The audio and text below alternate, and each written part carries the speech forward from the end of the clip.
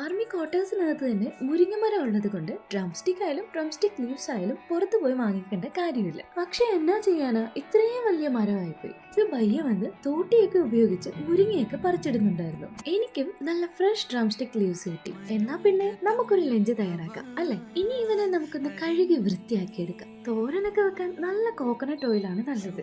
കടുക് പൊട്ടിക്കുക, ഉള്ളി ഇടുക, 2 പച്ചമുളക് ഇടുക. കഴുകി വെച്ച ഡ്രംസ്റ്റിക് ലീവ്സിന് ഇട്ട് കൊടുക്കാം. ആവശ്യത്തിന് ഉപ്പും ചേർത്ത് മിക്സ് ചെയ്ത് അടച്ചു വെക്കാം.